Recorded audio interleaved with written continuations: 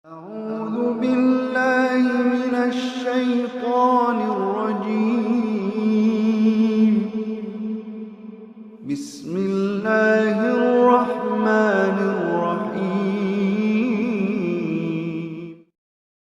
Bapak Ibu sekalian, tadi banyak disampaikan tentang kemuliaan dan kegiatan waktu subuh. Sampai ada program pejuang subuh. Mudah-mudahan nanti selanjutnya ada pejuang zuhur. Setelah itu pejuang asar. Setelah itu pejuang maghrib. Lalu disempurnakan dengan pejuang isya. Ada apa di waktu subuh? Apa perbandingannya dengan waktu-waktu yang lainnya? Mengapa sebagian nama yang disematkan di dalam ibadah di waktu-waktu itu justru tidak sama dengan nama waktunya, tapi disebutkan dengan nama-nama yang berbeda. Zuhur kenapa dengan zuhur tidak nahar? Asar kenapa disebut asar tidak masa? Subuh kenapa disebut subuh dan ada dua nama dengan fajar? Ya, kenapa namanya dua? Itu yang coba kita hadirkan di pertemuan kajian kali ini. Mudah-mudahan dari pencerahan yang kita dapatkan di kesempatan pagi ini ada bakal terbaik yang kita bawa pulang setelah menunaikan ta'lim ini insyaallah. Tidak cukup dengan amin, kita mulai dulu ya. Bismillahirrahmanirrahim. Kita mulai Quran surah ke-17 Al-Isra di ayat ke-78. Bismillahirrahmanirrahim. Aqimis salata liduluki syamsi ila ghasaqil laili wa qur'anal fajr. Inna qur'anal fajri kana mashhuda. Aqimis salat, tunaikan oleh kalian salat dengan sempurna, dengan benar. Penting dicatat, setiap ada perintah menunaikan salat dalam Al-Quran, yang salatnya dimaknai sebagai ibadah formal, bukan bermakna doa biasa. Jadi ada salat yang bermakna umum, yaitu doa.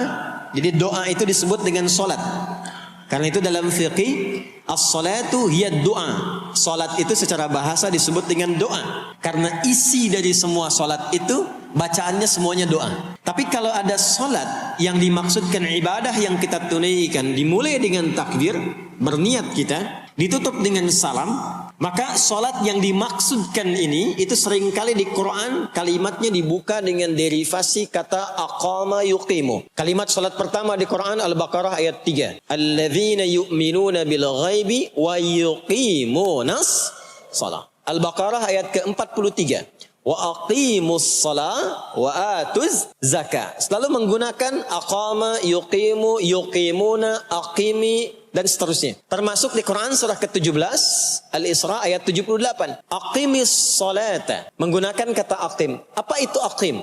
Aqama, yuqimu, yuqimuna, aqim itu artinya menunaikan dengan sempurna, sesuai dengan ketentuan yang diberlakukan, tegak sempurna. Jadi ketika Allah meminta kita menunaikan salat, salat yang diinginkan itu kata Allah bukan salat biasa saja, bukan sekedar bertakbir kemudian ditutup dengan salam. Ada ketentuannya, ada aturan-aturannya. Karena itu ketika Allah meminta kita menunaikan salat, setelah menggunakan kata aqim, aqimu, yuqimuna, kalimat salatnya menggunakan alif lam. Kalau Bapak Ibu cek silakan, rata-rata ada alif lamnya. Ya, tidak berdiri sendiri. Alladzina yu'minuna bil ghaibi wa yuqimunas shalah, ada alif lamnya. Wa aqimus shalah wa atuz zakah. Wasta'inu bis sabri was shalah, ada alif lamnya. Nah, alif lam itu di antara fungsinya dalam bahasa Arab, ada yang berfungsi sebagai ta'rif. Ta'rif itu seperti artikel the dalam bahasa Inggris. Ya, car itu banyak di luar. Mobil, there are so many cars outside. Itu banyak sekali kendaraan di luar. Tapi kalau kita katakan the car, ya, yang ini bukan yang lain. As-salah, kenapa menggunakan alif lam? Memberikan kesan yang diinginkan itu salat yang sesuai aturannya, salat yang sesuai dengan ketentuannya. Karena itu di era Nabi SAW, boleh dicatat nanti hadisnya riwayat Muslim, nomor hadis 397 yang meriwayatkan nanti sahabat Abu Hurairah radhiyallahu taala anhu, Pelaku yang mengalami ini namanya Khalad bin Rafi' Az-Zuraiqi. Dikisahkan datang seorang sahabat ya Nabi sallallahu alaihi wasallam, kemudian dakhala ila al-Masjid Nabawi, kemudian masuk ke Masjid Nabi, fa shala bi jambin Nabi sallallahu alaihi wasallam. Maka ia salat di samping Nabi sallallahu alaihi wasallam, wan nabiyyu fi nahiyatin ukhra min al-masjid. Sedangkan Nabi di sisi yang lain di masjid itu. Kalau diilustrasikan, dia masuk ke masjid, kemudian Nabi di satu sisi yang lain. Kemudian dia salat. Kemudian ketika dia selesai, falamma sallama yaminan wa shamala, thumma atan nabiyya sallallahu alaihi wasallam. Ketika dia salam ke kanan dan ke kiri, lalu mendatangi Nabi sallallahu alaihi wasallam. Faqala, dia berkata, "Assalamu alayka ya Rasulullah." Ya, assalamu alayka ya Rasulullah. Kata Nabi, "Wa alaikassalam wa rahmatullah. Irji' shalli fa innaka lam tusalli." Kata Nabi, "Wa alaikassalam wa rahmatullah. Kamu salat lagi karena engkau belum salat." Padahal sudah salam. Fa'ada salatahu, kemudian dia mengulang salatnya. Thumma atan nabiyya, dia datang lagi ke Nabi SAW. Dia berkata, "Assalamu alayka ya Rasulullah." Dijawab dengan jawaban yang sama. Kata Nabi, "Wa alaikassalam wa rahmatullah.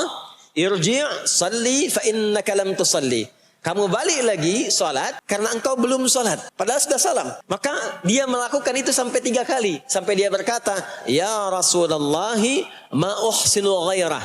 Ya Rasulullah, ini yang bisa saya kerjakan. Kalau ada yang kurang, alimni, mohon ajarkan saya bagaimana salat yang sesuai aturan yang benar itu. Maka diajarkanlah oleh Nabi bahkan sejak wudu. Idza qumta ila shalah. Kembali muncul kalimat tadi, aqama yuqimu.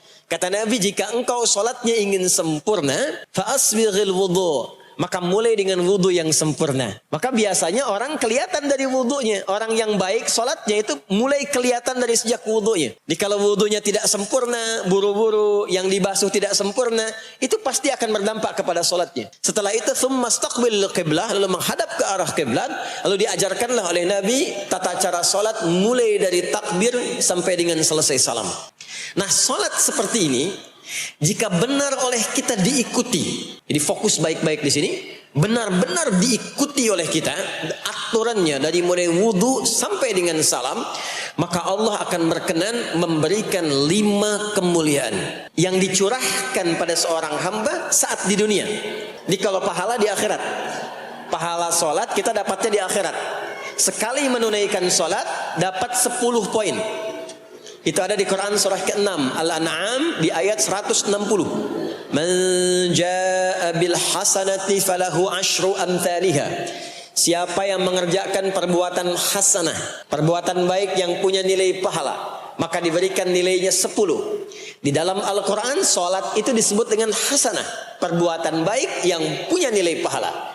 Itu ada di Quran surah ke-11 Hud di ayat yang ke-114. Aqimis salata tarafayn nahar wa zulafan minal lail innal hasanati yudhibnas sayyiat. Tunaikan salat di pembuka siang sampai akhirnya sampai ketemu malam. Jadi dari subuh, zuhur, asar, maghrib sampai ke isya. Semua salat itu kata Allah disebut dengan hasanat. Innal hasanat. Hasanat jamak dari hasanah. Jadi salat disebut dengan hasanah. Kalau kita menunaikan salat di Al-An'am ayat ke-160, maka diberikan poin. Poinnya namanya ajrun. Ya, kita sebut dengan pahala. Pahala itu bahasa Qur'annya ajrun. Di Quran surah At-Tin, lahum ajrun ghairu mamnun. Begitu kita mengerjakan amal soleh, maka diberikan pahalanya. Perbuatan amal solehnya disebut dengan hasanah, pahalanya disebut dengan ajrun. 10 itu ngitungnya bukan begini, bukan 1, 2, 3, 4, itu terlalu sedikit. Di hadis Muslim, ukuran 1 keduanya 500 tahun, 2 ketiganya 500 tahun, 3 keempatnya 500 tahun. Jadi sekali kita menunaikan salat, 10 nilainya, setiap 10 itu 1 keduanya 500 tahun, 2 ketiganya 500 tahun. Kalau ditunaikan di masjid, ya, ditunaikan di masjid, nanti dapat lagi tambahan pahalanya. Baru masuk datang ke masjid dengan niat sholat, bukan yang lain ya. Kan ada orang yang kadang ke masjid niatnya tidak sempurna ibadah, mungkin janjian ketemu teman, ya, akhi, bro, ketemuan yuk, ya. Di mana? Di Pondok Indah aja, sambil sholat duhur, sambil sholat zuhur. Jadi sholatnya sambil ya, nyambi itu ya. Substansinya mau ketemu kan, agenda intinya ketemuan sambil sholat zuhur. Nah kalau kita niatkan mutlak untuk ibadah, apapun itu, mau sholat, mau baca Quran, mau i'tikaf, itu baru datang, baru menginjakkan masjid, masuk dengan kaki kanan, baru datang, itu sudah dicatatkan 25 kebaikan. Belum apa-ngapain. Jarak satu keduanya tadi 500 tahun, dua ketiga 500 tahun. Kalau dilakukan sholatnya berjamaah, maka dapat tambahan 27, kalikan 27. Sudah dapat 10 kali 27 berapa tuh? Ya 270. Setiap satunya kalikan 500 tahun. Maka sholat di masjid itu bukan main-main. Itu kelihatannya nanti dua. Saat sakaratul maut, pahala itu ditampakkan. Jadi pahala itu bukan sekarang. Pahala itu saat kita pulang. Nanti begitu akan meninggal, ditampakkan itu. Ya, pahala yang telah kita kerjakan itu dalam bentuk amal yang diridhoi oleh Allah. Makanya orang-orang yang rajin beramal saleh, ya, hasanahnya banyak, itu hidupnya tenang. Karena dia merasa tenang, jiwanya pun tenang. Ketika pulang pun dia berada dalam ketenangan. Itu yang menjadikan dia kadang senyum. Ada orang yang akan meninggal itu senyum. Ya, sedang baca Quran, ada yang sedang duduk, ada yang sedang ngaji, ada yang sedang sholat. Saking tenangnya, panggilannya pun tenang. Quran surah 89 ayat ke-27 sampai ayat 30. Ya ayyatuhan nafsul mutmainnah, hei jiwa-jiwa yang tenang, irji'i ila rabbiki radiyatan mardiyah, cepat pulang, aku sudah ridha dengan amalmu, engkau pun akan ridha dengan pemberianku. Fadkhuli fi ibadi, masuk golongan hambaku. Ibad itu jama' dari kata abdun. Abdun itu adalah nama bagi hamba yang senantiasa memperbanyak ibadah. Ketika dia ibadah punya hasanat, maka dikonfirmasi saat pulangnya, ditampakkan hasanatnya, ditampakkan hasil pahalanya. Itu yang menjadikan, pernah dengar Sayyidah Asiyah, Siti Asiyah, siapa beliau? Istrinya Firaun kan? Ya, kan ada kisah viral dalam Al-Quran.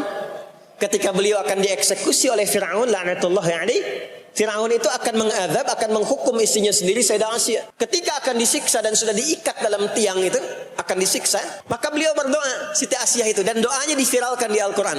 Rabbi bennili indaka baitan fil jannah wa najjini min fir'auna wa amalih.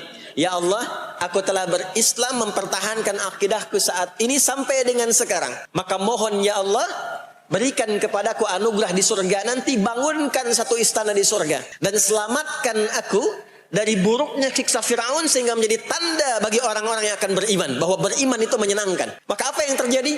Saat sakaratul maut itu ditampakkanlah oleh Allah istana di surganya. Maka dia tersenyum. Dalam senyum itu Firaun kan gak ada imannya. Jadi gak ada koneksinya. Maka mulai menghardik, kata Firaun, ini perempuan mau dieksekusi kok malah senyum.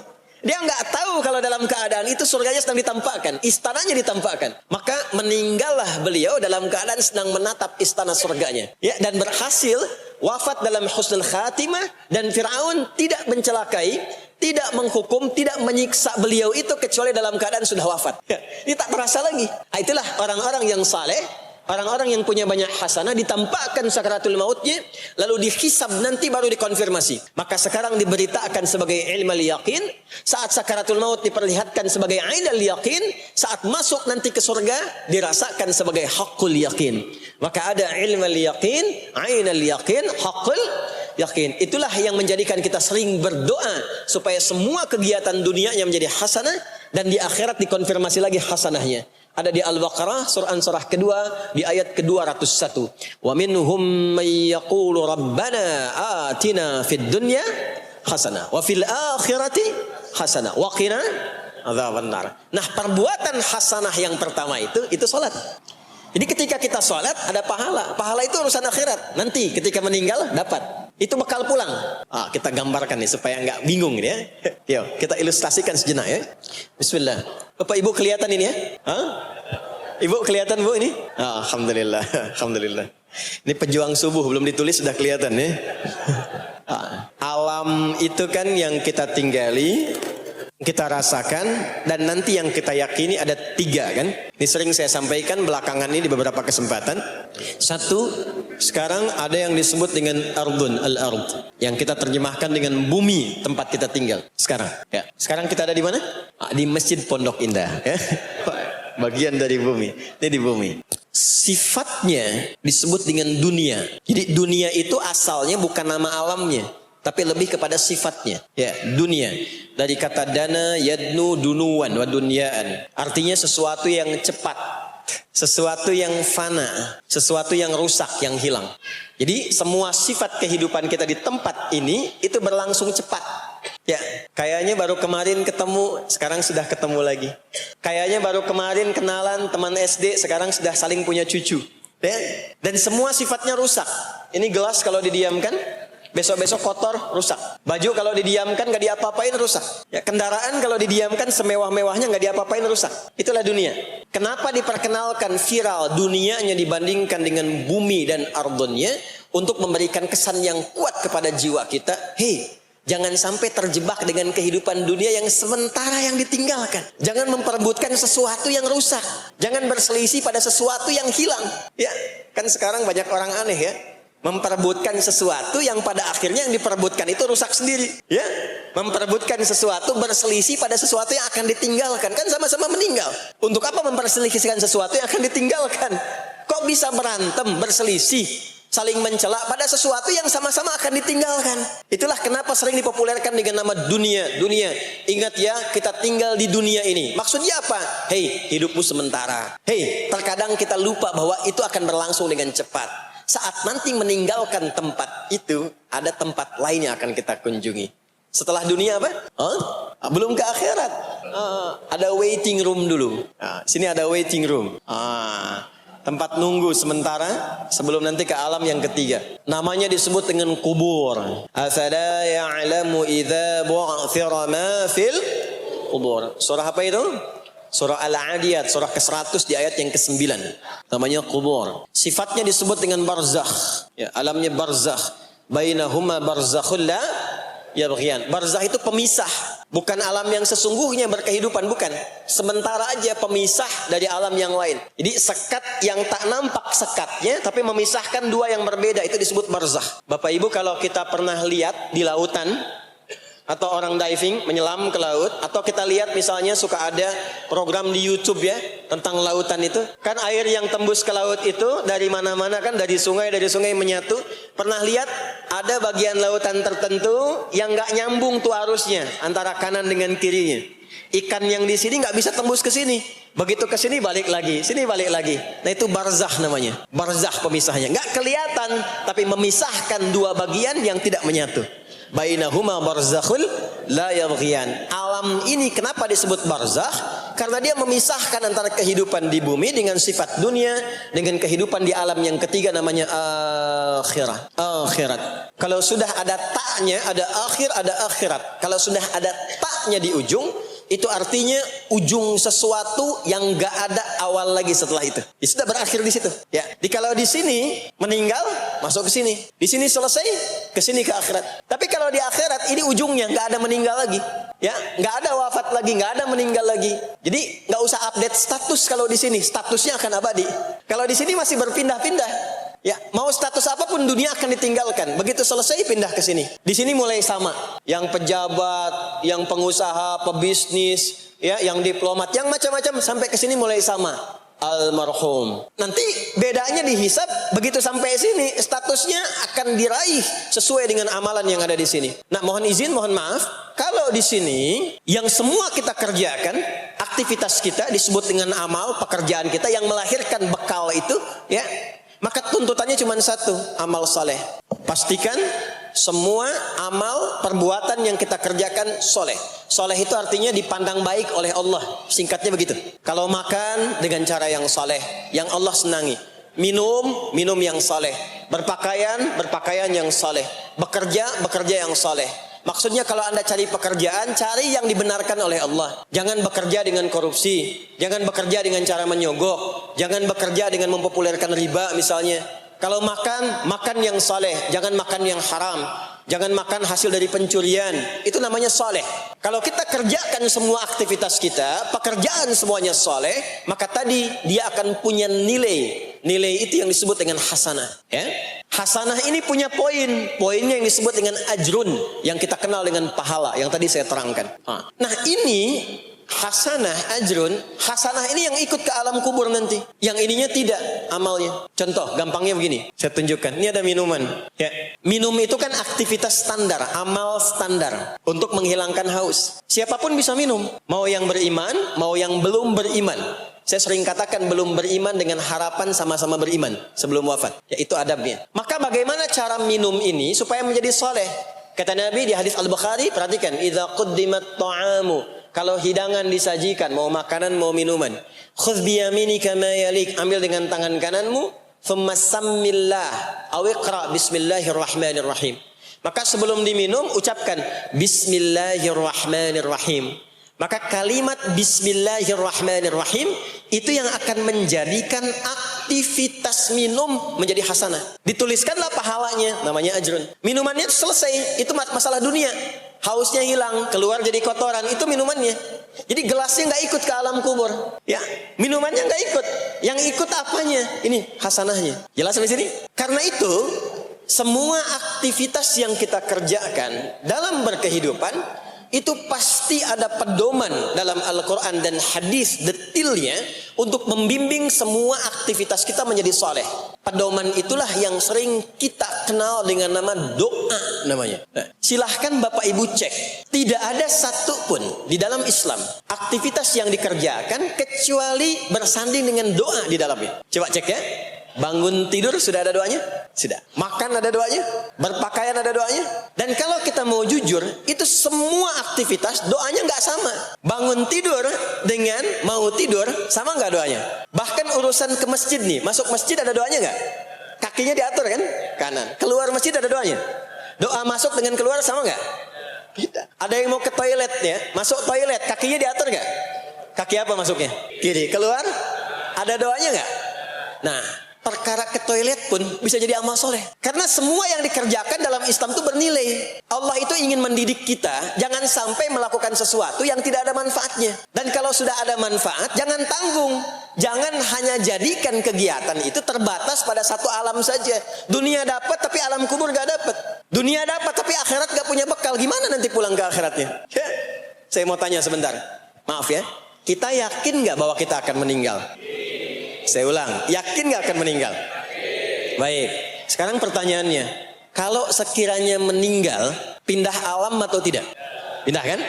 Makanya diumumkan di Masjid Raya Pondok Indah, Inna lillahi wa inna ilaihi rajiun. Telah meninggal dunia, telah meninggalkan dunia. Artinya keluar dari sini. Sekarang kita pakai hukum dunia sebentar. Biasanya begini, kalau orang pindah tempat, walaupun ada di satu alam, itu pasti butuh bekal. Dan kadang bekalnya nggak sama.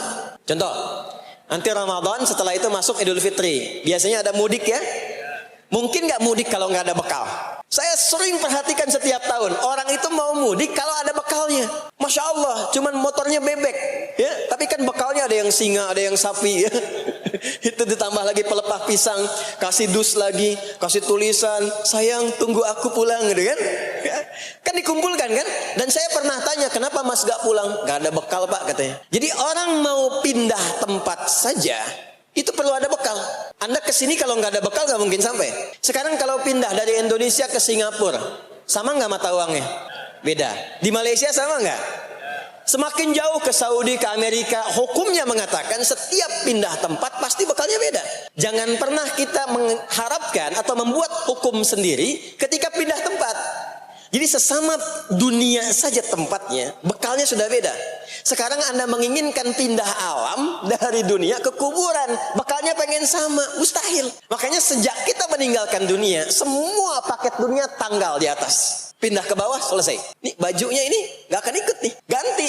Ya namanya kafan kan, dan di kafan itu sudah gak ada kantongnya. Coba dicek tuh, ada kantongnya gak kan kafan tuh? Gak ada. Dan ini gak akan dibawa nih handphone yang bagus, lagi dipakai ngerekam nih. Gak akan ikut. Ah saya mau dipakai aja, ntar kalau malaikat nanya man rabbuka, nih sudah pernah ikut kajian. Rombongan Ustaz Adi. Ya, beda, ini beda alam. Maka yang ikut apanya? Yang ikut tuh hasanahnya, value-nya, nilai kebaikannya. Ini yang kita yakini, ini yang kita imani. Jadi mumpung masih ada kehidupan, perbanyak. Kalau dulu sadar banyak yang salah, sekarang sisanya ganti dengan yang soleh. Kalau sudah diperlihatkan, sekarang kan banyak yang viral di YouTube dilihat, didengar oleh telinga kita. disimak oleh kita. Orang meninggal sedang sholat, orang meninggal setelah menjadi pemulung kebaikan, orang meninggal dalam keadaan baca Quran, diperlihatkan di mata kita. Kok bisa buka YouTube yang keluar di beranda itu? Itu kan hidayah. Jadi kalau sudah ditampakkan di depan mata, ya, didengar oleh kita, terlihat langsung, maka yang disadari salah yang dulu ganti dengan yang soleh sekarang. Kalau tidak kita lakukan, maka rugi kita saat pulang. Ini yang dimaksud surah ke-103. Wal asr. Innal insana lafi khusr illa alladhina amanu wa amilus salihat, amal saleh. Nah, ini nanti yang dibawa pulang ke sini. Ya, sini. Nah, bagaimana melatih supaya semua kegiatan kita itu jadi soleh? Gimana latihannya? Karena nggak mudah untuk melakukan itu. Belum tentu bangun itu langsung soleh, itu belum tentu. Belum tentu kita makan itu mendapatkan sumber yang benar dengan cara yang benar. Bagaimana melatihnya? Maka Allah berikan kepada kita waktu-waktu khusus untuk berlatih diri tersambung dengan Allah, yang dengan ketersambungan itu akan menjaga kita di semua keadaan, baik berdiri, jalan, duduk, kerja di kantor, tidur, rebahan. Sekarang banyak kaum rebahaners, ya, tiduran. Itu dipastikan kalau tersambung dengan Allah, terkoneksi, semuanya soleh. Karena kalau ingat, ya, saya duduk ingat Allah. Kalau ingat di pekerjaan ingat Allah, mustahil kita bisa menuliskan sesuatu yang Allah tidak sukai. Tambahin nolnya, ya, bikin paraf, tanda tangan pada proyek yang tidak benar, mustahil. Karena ketika sedang tanda tangan ingat Allah. Ya. Nah, dalam bahasa Arab, sesuatu yang tersambung dengan kuat sehingga selalu menempel dan sulit terpisahkan, itu bahasa Arabnya disebut dengan silah. Dari wasala yasilu silah. Ibadah yang melatih kita untuk terus tersambung sehingga ingat pada Allah di setiap keadaan, yang dengan ingat itu menjadikan otomatis amal perbuatan kita ingin dipastikan diridhoi dan disukai oleh Allah, sehingga berubah menjadi soleh. Ibadah yang melatih kita untuk mendapatkan itu disebut dengan solat namanya. Solat. Makanya solat disebut solat bukan hanya mengandung unsur doa, tapi latihan yang Allah berikan kepada kita untuk mengoneksikan diri kita sehingga dalam semua kegiatan kita ingat Allah. Itu yang dimaksud di Quran surah keempat An-Nisa di ayat ke-103. Ya, fa idza qadaytumus salata, maka jika Anda telah tuntas mengerjakan salat, fadzkurullah. Ciri orang yang berhasil salatnya adalah dia mampu mengoneksikan dirinya dengan Allah. Makanya kalau sudah selesai salat, kita sudah ingat Allah. Nah, kalau belum ingat Allah, diminta coba ingat lagi. Selesai salat, jangan buru-buru meninggalkan tempat kita salat. Ingat dulu, sambungkan dulu. Sehingga saat keluar dari tempat kita sholat sudah ingat Allah. Bahasa Arabnya mengingat Allah itu disebut dengan zikir, zikrullah. Karena itu sholat disebut dengan zikir. Buka Quran surah ke-20 Thaha ayat ke-14. Saya nggak akan keluar dari Quran hadis sehingga nggak bisa didebat. Nggak bisa didebat. Anda nggak bisa debat karena ini bukan pikiran, karena ini Quran dan hadis. Quran surah ke-20 Thaha ayat ke-14. Innani anallahu la ilaha illa ana fa'budni wa aqimis salata lidzikri. Salat disebut dengan zikir. Zikir itu artinya ingat. Makanya tadi saya katakan di awal, salat itu melatih kita supaya ingat Allah. Karena itu ketika kita salam, assalamualaikum warahmatullahi wabarakatuh, assalamualaikum warahmatullahi wabarakatuh, belum ingat kita kepada Allah, maka diminta zikir pasca salat. Setelah salat ada zikir kan? Dan zikir pertamanya apa? Hadis Muslim, astaghfirullah, astaghfirullah, astaghfirullah. Itu yang paling singkat. Kalau mau agak panjang, astaghfirullahalazim, alladzi la ilaha illa huwal hayyul qayyum wa atubu ilaihi. Kenapa istighfar?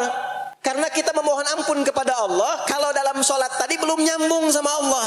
Karena ada orang yang saat sholat bukan ingat Allah, dia masih ingat dunia. Padahal dari sejak awal sholat sudah diminta buang urusan dunia ke belakang. Makanya kita bertakbir, itu ada kitabnya. Asrarus salah, nadharat fi ma'anis salah. Ketika Anda mulai bertakbir, takbir begini, Allahu Akbar. Kenapa mengangkat tangan gini salah satunya? Di antara maknanya, buang urusan dunia ke belakang. Pasrahkan dirimu kepada Allah. Kalau sholatnya ingin khusyuk, jangan bawa urusan dunia ke dalam sholat. Buang. Yang menjadikan seseorang kurang khusyuk begitu takbir, dunia masih dibawa. Lisannya berucap Allahu Akbar, tapi pikirannya motor Hu Akbar, mobil Hu Akbar, ya kan? Status tuh belum diupdate Hu Akbar, ya, miss call belum dibalas Hu Akbar. Itu bermasalah. Sehingga mudah dikerjai setan. Ada setan namanya khanzab di Sunan Abu Daud. Saat seseorang mulai bertakbir kata Nabi, fayaqulu syaitanu, di situ setan mulai beraksi. Sebelum takbir kita dibikin fokus. Anda silahkan praktekkan. Kalau mau sholat rasanya fokus. Tapi mulai bertakbir Allahu Akbar, setan mulai beraksi kata Nabi. Udzkur kada, udzkur kada. Ingat ini, ingat itu. Hatta la yash'ural musalli kam rak'atan yusalli. Sampai ada orang salat yang tidak sadar berapa rakaat sedang menunaikan salatnya. Subuh berapa rakaat tadi? 2 diucapkan, tapi ketika dipraktekkan ada yang 3. Ada yang 1. Ya, ada yang begitu. Ada, tapi di hati saya gitu ya. Nah ini, makanya setelah kita sholat, salam, assalamualaikum, assalamualaikum, itu kita mencoba menyempurnakan dengan apa? Istighfar dulu. Kalau tadi ada yang belum tersambung. Setelah itu apa? Kita sambungkan. Allahumma antas salam, subhanallah, alhamdulillah, Allahu Akbar. Makanya dilatih 33 kali. Sekali belum nyambung, 2 kali. 2 kali belum nyambung, 3 kali. 3 kali belum ingat, 4 kali. Masa iya sih sampai 33 kali belum ingat juga? Bapak nama siapa? Joni. Siapa Pak? Joni. Siapa Pak? Joni. Siapa Pak? Apa enggak dengar saya Joni? Itu baru 3 kali. Ini kita 33 kali menyebutkan subhanallah. Masa nggak nyambung juga? Alhamdulillah 33 kali. Masa nggak syukur juga? Dilatih. Kalau sudah terkoneksi, inilah dia. Fadhkurullaha qiyama. Bangun dari sholat, bangkit. Selesai sholat, mau kerja, mau kemanapun, ingat Allah. Jadi nggak ada istilahnya keluar masjid tertukar sendal. Itu nggak ada. Ada di sini yang tertukar sendal? Banyak. Insya Allah tidak ya.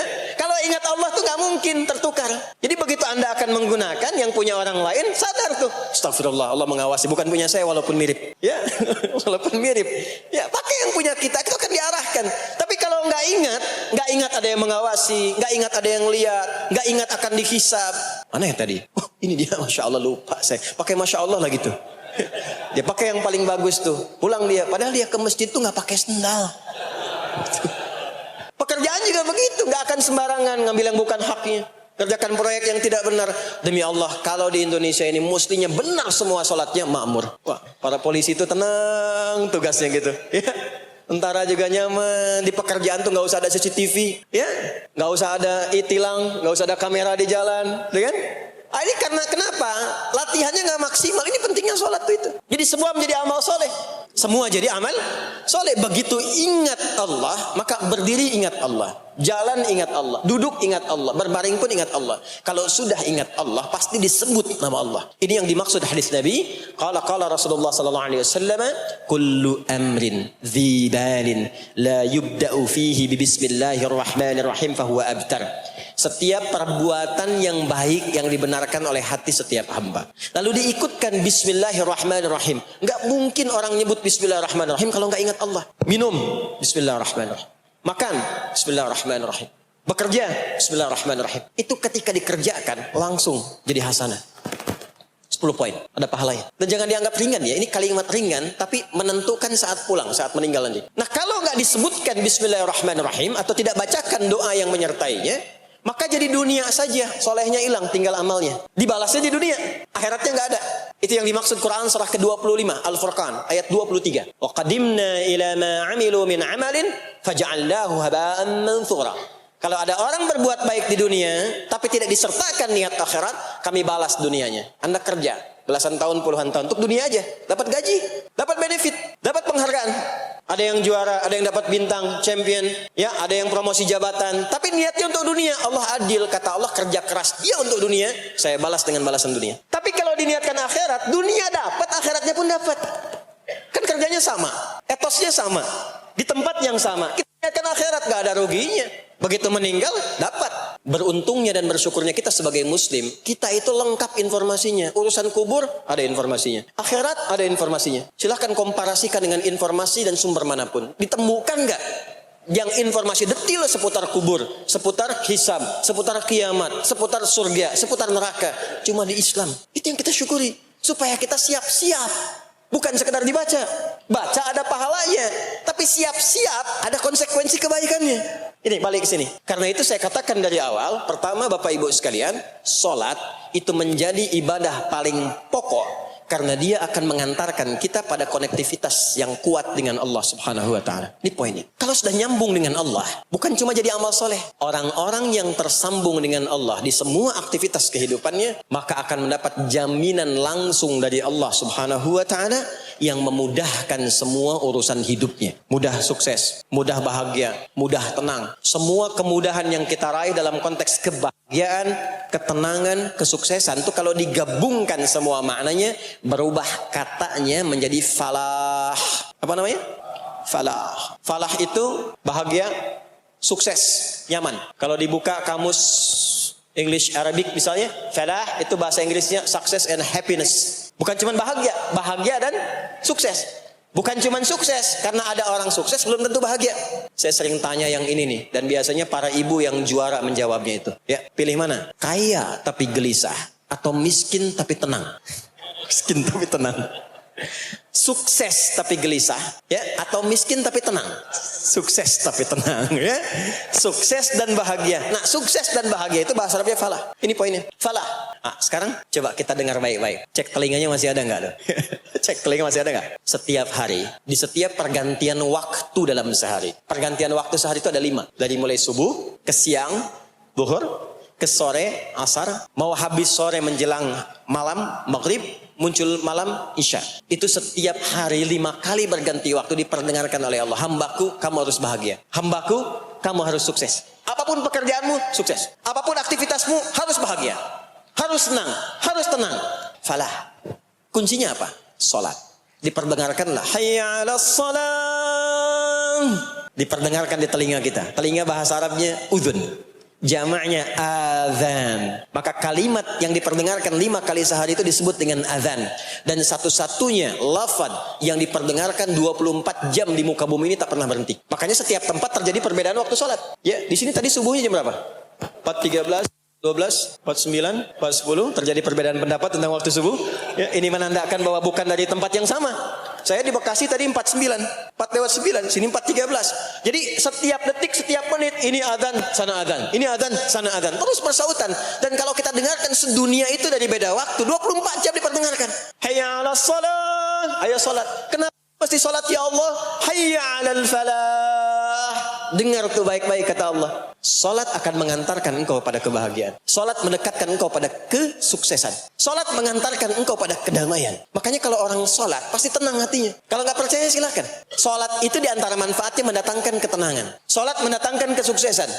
Karena itu, salat bukan hanya ibadah yang diwajibkan pada umatnya Nabi Muhammad SAW saja, tidak. Semua nabi dan rasul yang pernah bertugas di bumi itu semuanya salat dan meminta umatnya salat.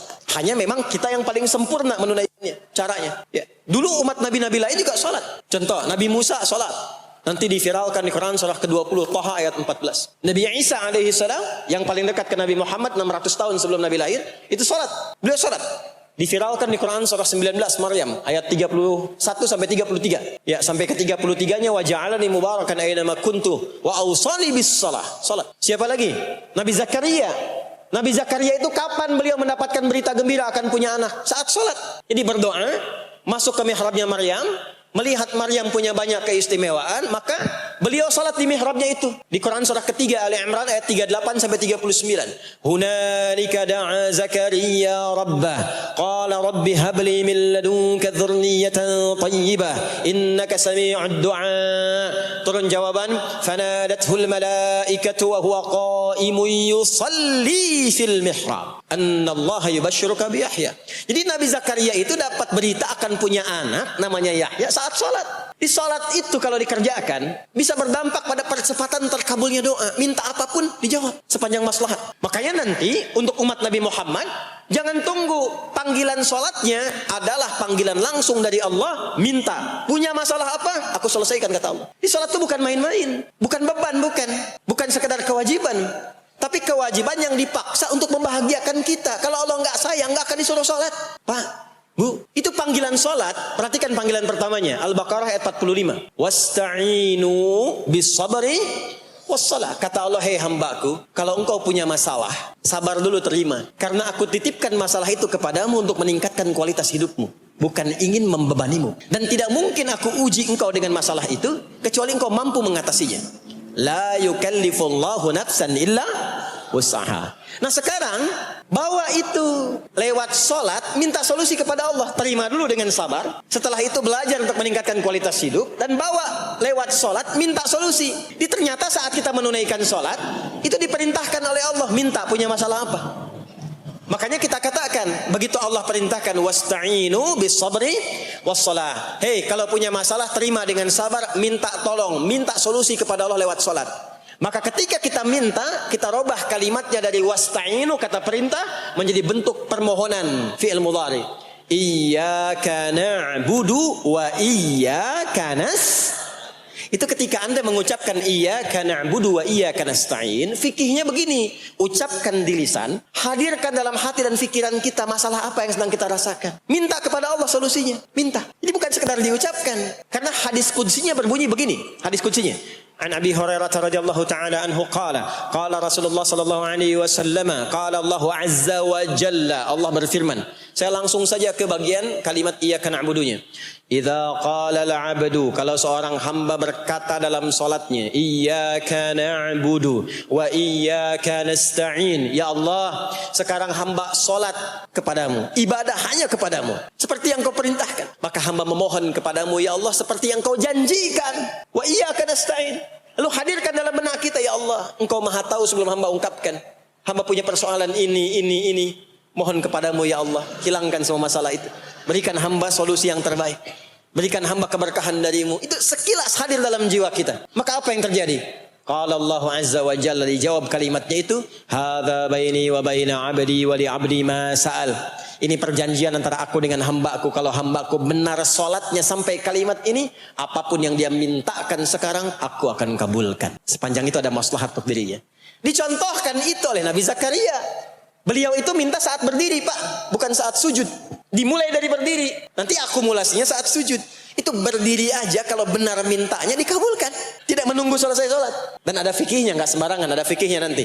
Ada fikihnya, ya, ada tuntunannya. Alhamdulillah. Poinnya adalah sholat itu solusi. Makanya jangankan Nabi yang tadi saya sebutkan, Nabi Ismail, itu saking pentingnya sholat, wasiat beliau yang diviralkan di Al-Quran. Untuk semua keluarganya sholat. Ada di Quran surah 19 Maryam ayat 55. Wa kana ya'muru ahlahu bis salah. Kata Allah, dan tercatat Ismail itu pernah berwasiat meminta semua keluarganya, hei, sholat. Jadi kalau kita mau urut sampai ke atas, semua sholat. Muhammad sallallahu alaihi wasallam bin Abdullah bin Abdul Muttalib bin Hashim bin Abdul Manaf bin Qusay bin Murrah bin Kilab bin Ka'ab bin Ghalib bin Fihr bin Malik bin Nadar bin Kinana bin Khuzaimah bin Mudrikah bin Ilyas bin Nizar bin Mudar bin Ma'ad bin Adnan bin Addi bin Adri bin Muqawwam bin Nahur bin Tarikh bin Ya'rub bin Yasjub bin Nabit bin Ismail alaihi salam bin Ibrahim alaihi salam bin Azar atau bin Nahur bin Abir bin Kinan bin Arfakhshad bin Sam bin Nuh alaihi salam bin Mikhlail Matusyalah bin Kinan bin Anwas bin Tis bin Adam alaihi salam. Semua salat. Coba ulangi itu.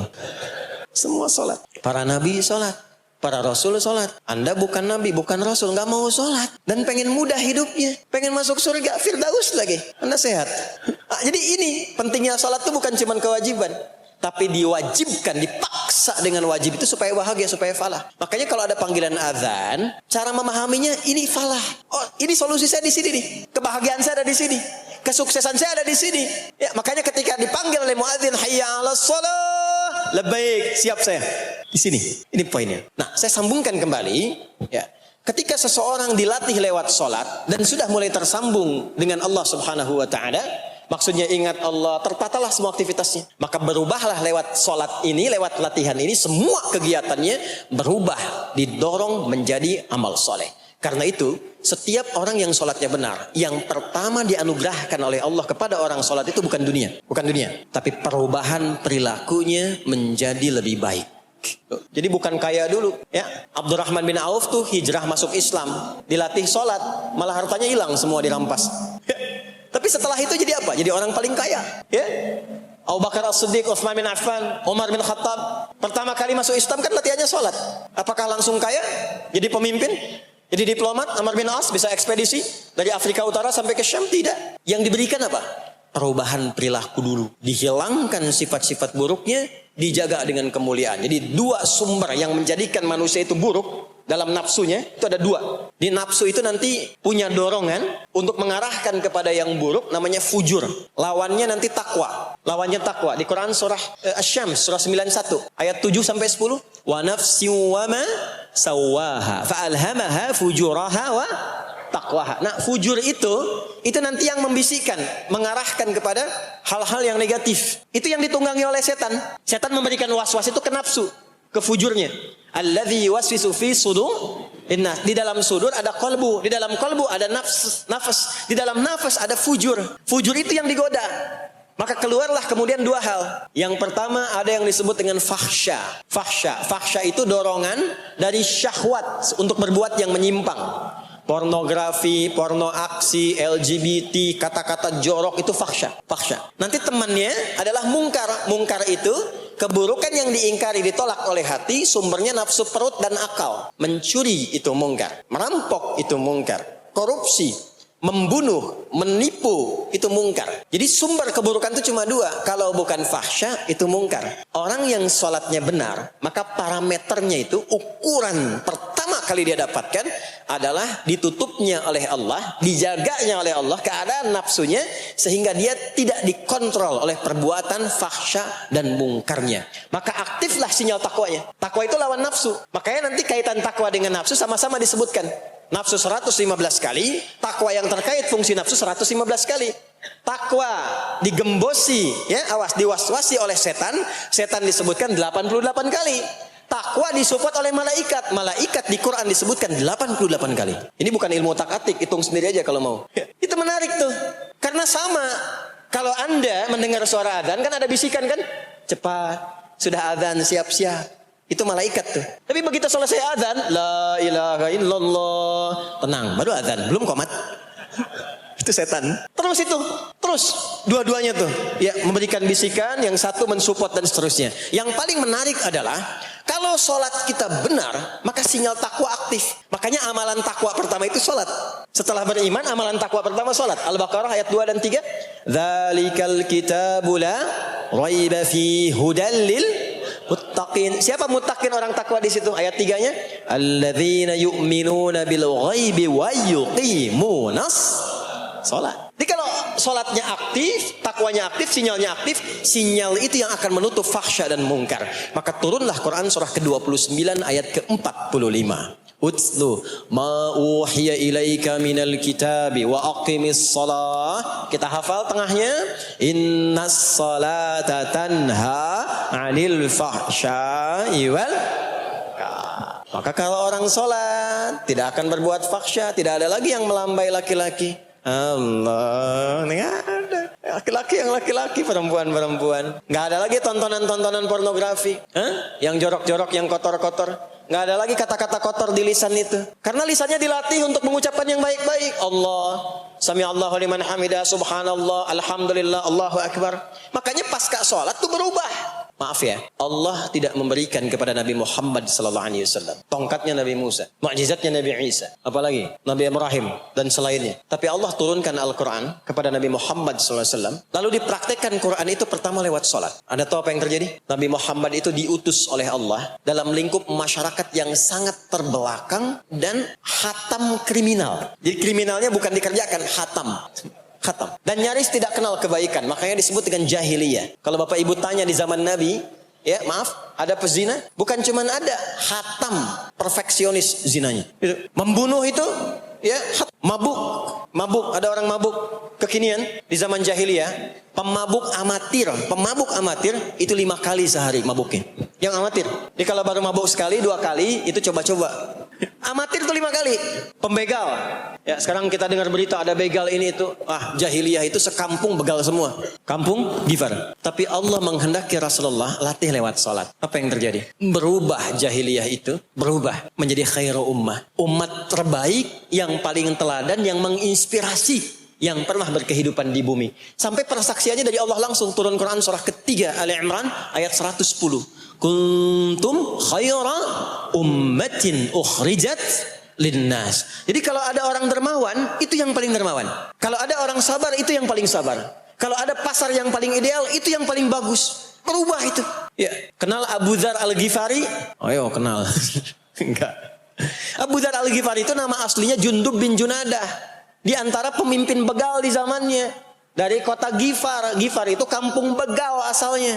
Ya, hamukumullah.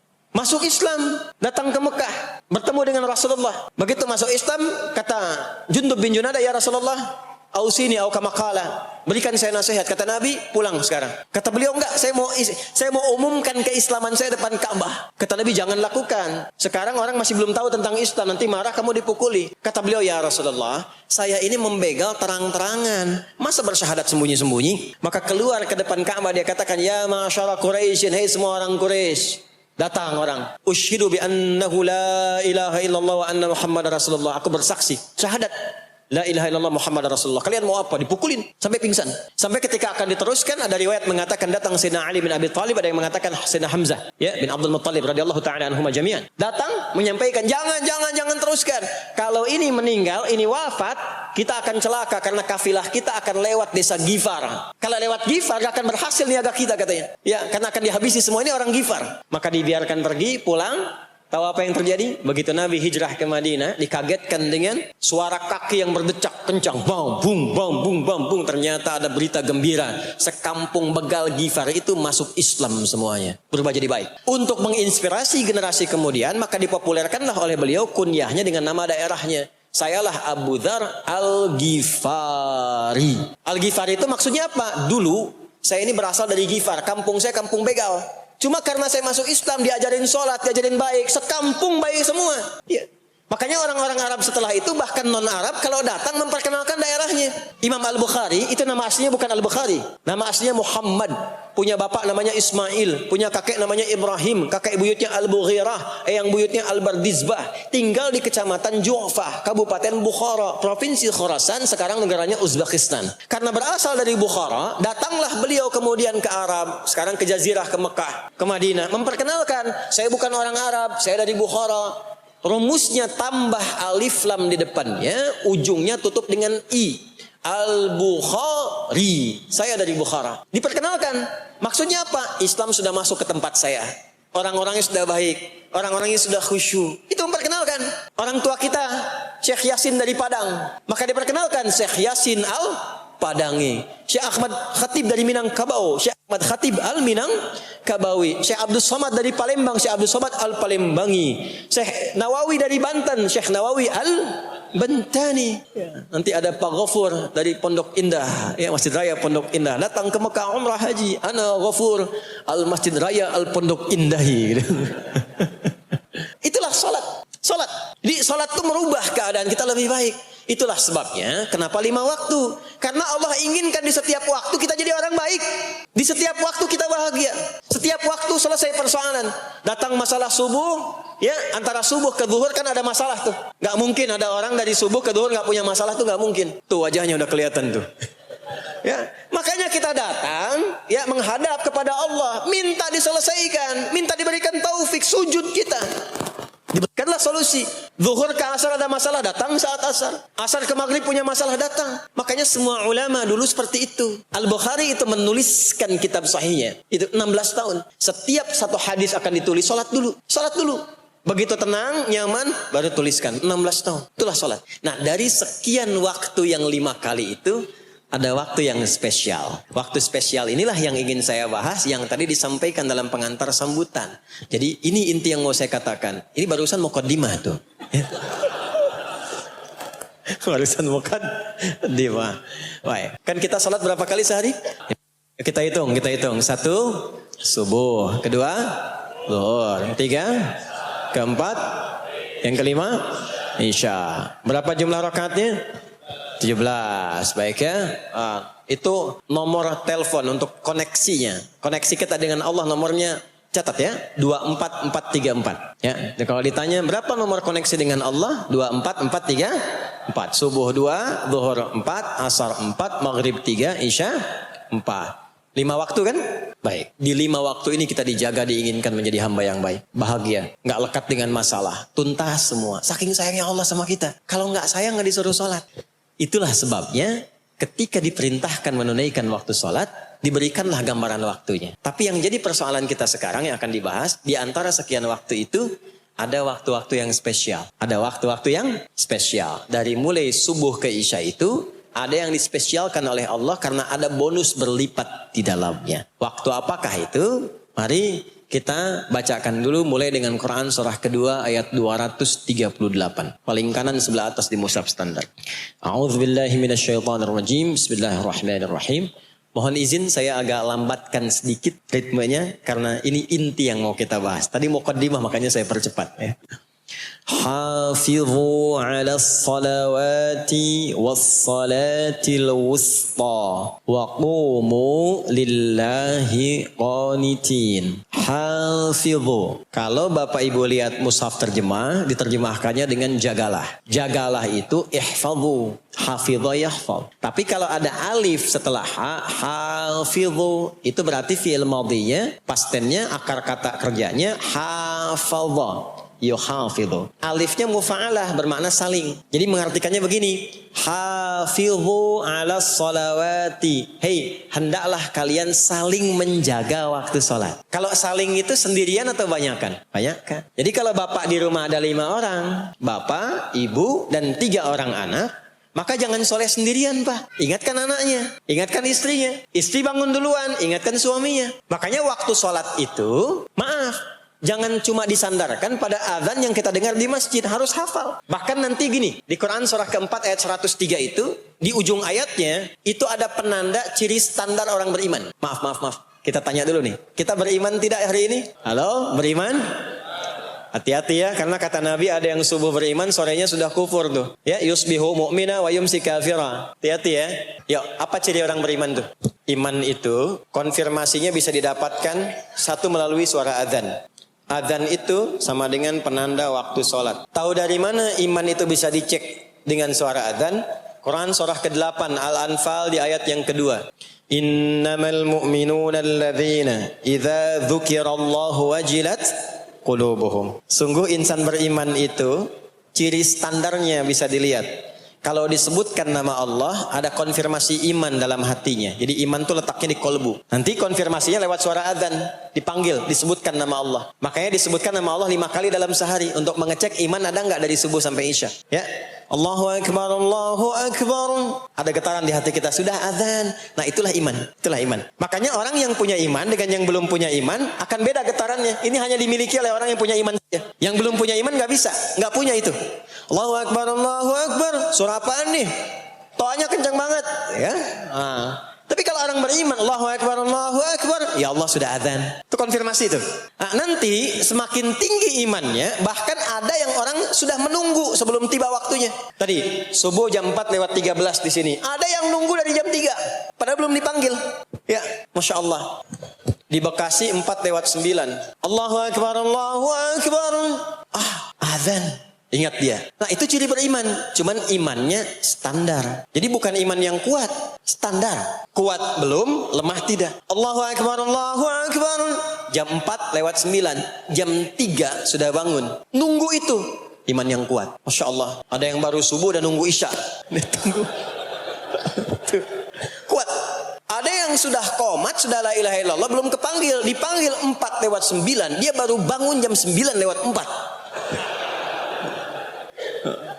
Nah ini iman lemah di bawah. Ciri standar karena dipanggil ingat, maka ciri standar orang beriman itu tahu waktu sholat. Harus tahu pak, bu. Itu standarnya. Itu ada di Quran surah keempat di akhir ayat 103. Innas salata kanat 'alal mu'minina kitaban mawquta. Kalau pakai terjemah balaghah itu bunyinya begini. Sungguh orang beriman itu pasti tahu waktu sholat. Nah, jadi kalau ditanya jam berapa zuhur nanti belum bisa kita jawab dengan sempurna, itu artinya apa? Imannya belum naik itu ke level standar. Belum menguat. Ya, ini poinnya. Nah, nanti kapan waktu sholat itu tiba? Kalau ada yang belum ingat, jangan dibiarkan tidak ingat. Makanya kata Al-Quran, saling menjaga ya waktu sholat itu. Jangan sampai di keluargamu, ada temanmu, kolegamu, bahkan tetanggamu itu nggak tahu waktu sholat. Bahkan nggak sholat itu bahaya. Kalau memang sayang sama anak, ingatkan. Sayang istri dengan suami, ingatkan. Tanda istri beriman yang cinta dengan suaminya, tanda pertamanya ketika mengingatkan suaminya pada semua hal yang disukai oleh Allah. Begitu sebaliknya. Maka kata Al-Quran, hafidhu, saling menjaga waktu sholat. Disebutkan di situ alas sholawat. Bentuknya begini, tulisannya alif, lam, wawu, alif, ta maftuha begini. Alas Begini tulisannya. Karena nanti ada yang begini, ada yang begini. As-salat, ada yang begini. Biar saja, enggak usah. Ada yang begini, tak marbutah. Seperti Al-Baqarah ayat 3. Alladzina yu'minuna bil ghaibi wa yuqimunas shalah. Begini tulisannya. Ada yang begini. As-salat pakai alif, tak gini. Tapi di Al-Baqarah ayat 238 tulisannya begini. Alas salawati, taknya terbuka. Secara singkat begini, secara singkat. Kalau tulisannya begini, maka yang dimaksud salat fardu. Yang dimaksud salat apa? Salat fardu. Salat fardu itu ada berapa? 5 waktu. Maka kata Allah, hei saling jaga ya. Waktu salat yang fardu itu yang 5 waktu. Di antara yang 5 itu ada yang spesial. Was-salatil wusta. Waktu yang pertengahan, tengah-tengah di antara 5 waktu itu. Yuk kita tuliskan dulu sebentar. Salat ada salat apa saja? Subuh, kemudian zuhur, kemudian asar, kemudian nggak cukup, ambil ke sini maghrib, kemudian isya. Subuh, zuhur, asar, pindah sini maghrib, isya. Lihat rumusnya. Jadi yang sholat pertengahan yang mana? Jangan lihat tulisannya itu. Ya, karena subuh di tengah-tengah disebutnya subuh ya. Sholat pertengahan yang mana? Asar apa subuh? Subuh apa asar? Apa dalilnya? Kita pakai dalil. Nah, sholat pertengahan itu disebutkan oleh Nabi itu ada 2. Ada subuh dan asar. Qala Rasulullah sallallahu alaihi wasallam yata'aqabuna fiikum malaikatul laili wa malaikatul nahari fi salatil asri wa fi salatil fajri. Berebut semua malaikat yang bertugas di siang dan malam. Berebut membersamai kita. Kalau berebut itu artinya kalau ada yang berdoa diaminkan, kalau ada yang mohon ampun diistighfarkan oleh malaikat. Jadi malaikatnya minta kepada Allah, ya Allah ampuni si fulan, ya Allah ampuni si fulan, ya Allah si fulan dan seterusnya. Sampai selesai. Itu khusus di salat asar dan salat subuh. Sampai kemudian thumma yas'aduna ila sama. Kemudian mereka para malaikat itu kembali bertugas masing-masing, lalu Allah mengonfirmasi kepada mereka untuk menunjukkan kebenaran tugas malaikat yang tidak bermaksiat. Allah Maha tahu tentang hambanya. Maha tahu.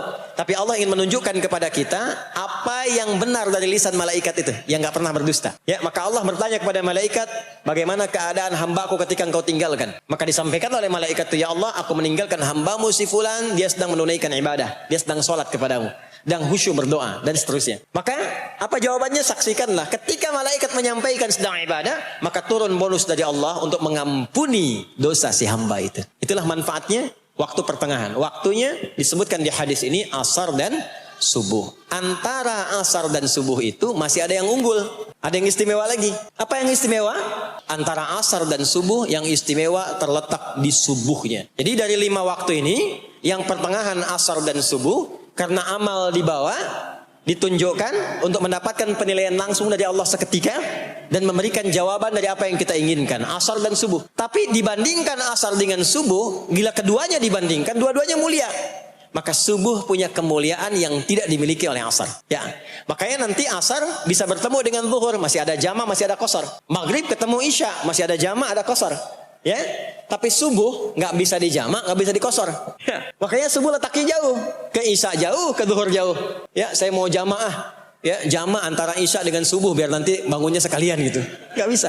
Ya, maghrib masih bisa dijama dengan isya, isya dikosor dari 4 jadi 2. Maghrib nggak bisa dikosor karena 3 nggak mungkin jadi 1,5. Ya. Zuhur udah 2, masa mau dikurangin lagi? Subuh udah 2, nggak mungkin dikurangi lagi. Maka dari itu subuh menyendiri sendiri. Nah, ada apa kemuliaan di subuh itu? Maka turunlah Quran surah ke-17 ayat 78 yang tadi saya bacakan di awal. Aqimis salata liduluki syamsi ila ghasaqil lail. Sampai sini zuhur sampai isya. Duluki syamsi tergelincir matahari itu zuhur. Sampai ghasaqil lail tiba malam itu isya. Lalu ditutup ujungnya wa qur'anal fajr. Khusus untuk subuh itu ditambahkan selain salat ada bahasa Quran. Di Quran sendiri. Khusus untuk subuh redaksinya ditambahkan dengan Quran. Apa itu Quran? Halo? Apa itu Quran? Kalau tidak tahu cepat katakan wallahu a'lam deh. Apa itu Quran? Wallahu a'lam. Ada Quran, ada Al-Quran, ada Quran, ada Al-Quran. Kalau yang disebut Al-Quran itu mutlak firman Allah dari mulai Al-Fatihah sampai An-Nas. Ini yang terdapat di dalam mushaf ini. di 2 jilid ini, ya, itu Al-Quran. Kalau disebutkan Quran tanpa alif lam, maka yang dimaksudkan bacaan secara umum. Apakah itu Al-Quran, doa, istighfar, semua bacaan itu Quran. Kemuliaan sholat subuh itu dimulai sejak waktu fajar, matahari mulai keluar sinarnya untuk membelah gelapnya malam, itu sinarnya disebut dengan fajar. Nanti subuhnya saya terangkan di akhir. Sinarnya membelah kegelapan malam, fajar shadiq, maka pada saat itu bukan hanya sholatnya yang punya keistimewaan seperti sholat asar tadi, tapi semua bacaannya langsung dijawab seketika oleh Allah Subhanahu wa taala. Dipersaksikan oleh seluruh malaikat dan dijawab langsung oleh Allah Subhanahu wa taala.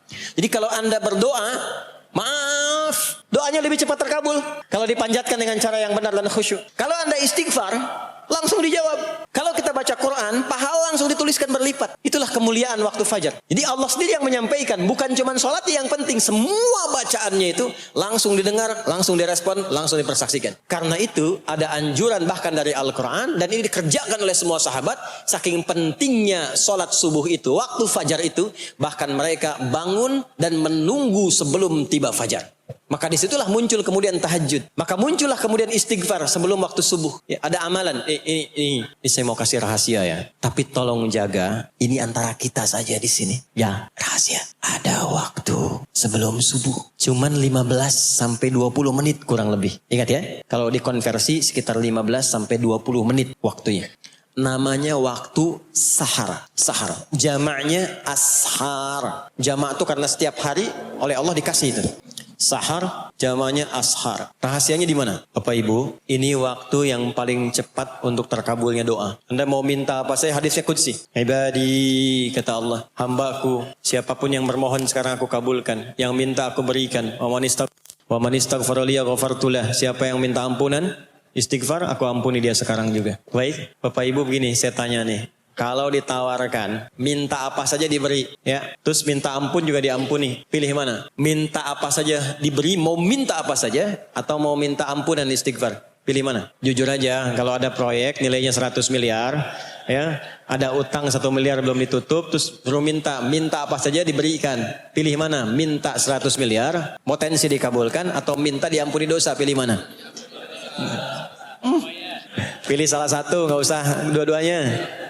Oh, ada tawaran dikasih 100 miliar atau diampuni dosa, pilih mana?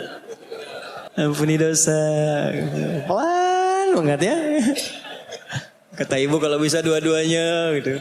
Coba, kalau ada rumus begini, Anda disuruh memilih apakah dunia dan seisinya atau memilih ampunan Allah, maka pilih ampunan Allah. Karena nanti ada rahasia yang kedua. Oh, banyak rahasia ini. Ada rahasia istighfar. Istighfar itu kalau sudah menyatu dengan jiwa kita, sudah terbiasa maksudnya. Biasa istighfar. Dan jadi karakter, jadi kebiasaan. Bukan hanya pasca sholat, di mobil istighfar, di kantor masuk istighfar. Sudah kebawa, udah refleks itu. Faidah keutamaan untuk orang yang rajin istighfar itu ada 2. Satu, diampuni dosanya oleh Allah, yang cirinya nanti akan dijaga dari maksiat. Ya, bukan maksum, karena maksum itu untuk para nabi. Untuk para nabi dan rasul. Manusia nggak ada yang maksum selain nabi dan rasul. Maksudnya apa? Diberikan petunjuk oleh Allah untuk menjaga diri. Sehingga ketika dosanya diampuni, dia nggak berbuat dosa itu lagi. Mata biasa melihat yang tidak baik. Tobat, diampuni dosa mata itu, cirinya adalah mata nggak senang lihat yang nggak baik lagi. Itu dosa mata diampuni. Ciri tobat diterima. Maka istighfar itu menggugurkan dosa-dosa dan menjaga kita dari perbuatan salah. Yang kedua, orang yang sudah terbiasa beristighfar, itu doa cepat dikabulkan bahkan sebelum ia memintanya dan memohonkannya. Sebelum melafazkannya, itu bisa terjadi Allah sudah mengabulkannya. Itulah kemuliaan istighfar. Nah, orang-orang yang istighfar menunggu waktu datangnya fajar, itu mendapatkan kemuliaan langsung dari Allah sampai dikatakan di Al-Quran, disebutkan sebagai orang-orang yang akan menghuni taman surga yang sekarang sedang beraktivitas di dunia. Itu ada di Quran surah ke-51 ayat 15 sampai 18. Yang istighfarnya di ayat 18. Ya, jaminan surganya ayat 15, 16, 17-nya tentang tahajud. Innal muttaqina fi jannatin wa 'uyun, akhidhina ma atahum rabbuhum innahum kanu qabla dhalika muhsinin. 17-nya, kanu qalilan minal laili ma yahja'un. Bahkan nunggu waktu sahar, nunggu subuh, tahajud dulu. Kemudian 18-nya, wabil ashari hum yastaghfirun. Istighfar. Sampailah tiba dia waktu fajar subuh. Ya, itu selesai dia istighfar, dapat kesempatan subuh, sholat dulu 2 rakaat. Itu saking tingginya waktu itu, nilainya kata Nabi melebihi dunia dan seisinya. Melebihi dunia dan seisinya. Masya Allah. Makanya muncul kemudian sabda Nabi, raka'atul fajri khairum minad dunya wa ma fiha. 2 rakaat subuhnya daripada dunia dan seisinya. Itu asalnya di sini. Nah, jadi memang subuh itu mesti diperjuangkan. Dan subuh itu generatornya, kalau subuh sudah bisa konsisten, yang lainnya ikut. Subuh itu kalau sudah konsisten, subuh ke masjid, jamaah subuh, jamaah bangun tahajud, istiqamah, istighfar. Itu kalau subuhnya sudah bagus, yang lainnya ikut. Ya, makanya ada kaum yang sekarang sangat khawatir jumlah orang Islam kalau sholat subuh itu seperti sholat Jumat. Sangat takut itu. Ya, ada ini viral kisahnya, viral. Saya nggak ceritakan pun Anda bisa dengar. Ya, jadi ada golongan orang Yahudi yang selalu mengamati jamaah sholat subuh umat Islam. Dan dia melihat, ya, ketika mulai ramai, dia mulai katakan, kenapa Anda selalu mengamati itu? Ya, sebab kami lihat kalau jumlah jamaah subuhnya sudah seperti sholat Jumat, itulah kemakmuran, kebangkitan dan kebaikan umat Islam akan tumbuh kembali. Jadi akan berpengaruh kepada yang lainnya. Itulah mudah-mudahan kegiatan perjuangan subuh, ya, ada pejuang subuh baik di Masjid Raya Pondok Indah, di masjid-masjid yang lainnya, memberikan keberkahan kepada kita, dan puncaknya adalah perubahan pada perilaku. Jadi kalau cuma berjuang datang subuh tapi tidak merubah perilaku, ada yang salah dengan itu semua. Ada yang tidak tepat, ada yang belum sempurna. Itu yang bisa kita sampaikan sebagai kajian pembuka kita di kesempatan kali ini. Mudah-mudahan ada manfaat yang bisa kita dapatkan. Kesimpulannya adalah salat adalah inti amalan kita yang bisa merubah alur kehidupan kita dunia dan akhirat. Salat kunci kebahagiaan, salat kunci kesuksesan, salat kunci datangnya rahmat Allah Subhanahu wa taala. 2, Allah meminta kita menunaikan salat 5 kali dalam sehari untuk memudahkan semua urusan kita di setiap waktu dalam sehari itu. Dan yang ketiga, di antara sekian 5 waktu itu ada waktu-waktu yang istimewa, yaitu asar. Dan yang paling istimewa adalah subuh ataupun fajar. Mudah-mudahan kita bisa konsisten menunaikan dan menjaga waktu salat itu sampai kita pulang kepada Allah dalam keadaan husnul khatimah. Sementara itu yang disampaikan. Baik, mudah-mudahan ada keberkahan dari apa yang telah disampaikan. Pasti apa yang saya sampaikan pasti ada salah. Pasti ada yang kurang tepat. Pasti ada yang keliru disampaikan. Mohon diingatkan supaya saya koreksi. Tinggalkan yang salahnya. Ambil yang benar, yang baik, yang kira-kira bisa diamalkan. Jauhi hal-hal yang bisa menjauhkan kita dari Allah. Dan semoga kita semua diwafatkan dalam keadaan husnul khatimah insyaAllah.